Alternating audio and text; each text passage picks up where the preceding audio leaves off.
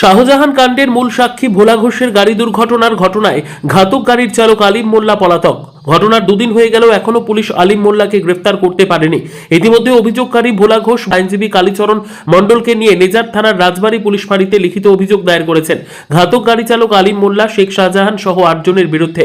আজ সকাল থেকে দুর্ঘটনাস্থল ছেড়ে 400 মিটার দূরে যে পেট্রোল পাম্পে ভোলা ঘোষের গাড়ি ও লরিটিকে রাখা হয়েছে সেখানে কোনো রকম কোনো নিরাপত্তা নেই জানিয়ে উঠছে প্রশ্ন। এই নিয়ে সন্দেশখালীর আন্দোলনের প্রতিবাদী মাম্পি ওরফে পিয়ালি দাস কি বললেন? ভোলা ঘোষের অ্যাক্সিডেন্টের 48 ঘন্টা পার হয়ে গেছে, যাতে তার ছেলে নিধন হয়েছেন এবং গাড়ির ড্রাইভার নিধন হয়েছেন।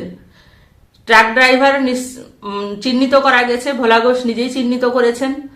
যে আলিম মোল্লা, যে ছিল শাহজাহান শেখের একদম পাশের মানুষ, ফরমাস খাটা মানুষ, যে ভাইজানকে তার এতই ভালোবাসতো, তার কথায় সে দোতলা থেকে লাফ কাটেন এবং তার পা ফ্র্যাকচার হয়ে যায়, তার ওয়াইফ এটা বলেছেন।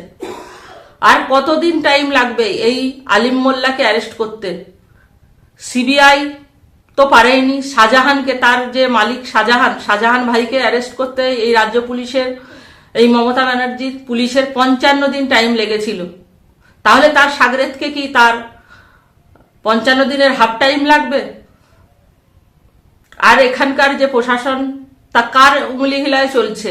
এই এমএলএ সুকুমার ভারতের উঙ্গলি হিলায় চলছে। উনি তো আগেও ছিলেন, উনি যখন শাহজাহান ছিল তখনও তো উনি ছিলেন, যখন আমাদের উপরে অকথ্য অত্যাচার হচ্ছিল তখনও উনি ছিলেন, তখন উনি প্রতিবাদ করেননি, তখন উনি সাধারণ মানুষের পাশে এসে দাঁড়ায়নি, সাধারণ মানুষের সাথে মেশেনি। এখন উনি বলছেন, বড় বড় বাতেলা দিচ্ছেন যে উনি জনপ্রতিনিধি, সন্দেশকালীন মানুষের পাশে সবসময় থাকেন।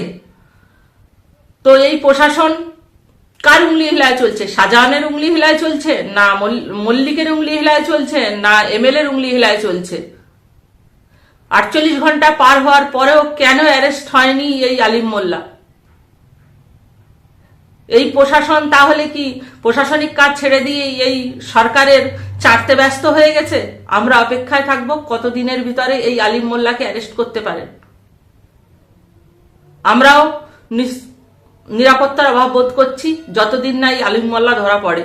শাহজাহান জেলের ভিতর থেকে এইসব ঘটনা ঘটাচ্ছে, না অন্য কেউ তার নাম করে এইসব ঘটনা ঘটাচ্ছে, সেটাও চিন্তার বিষয়।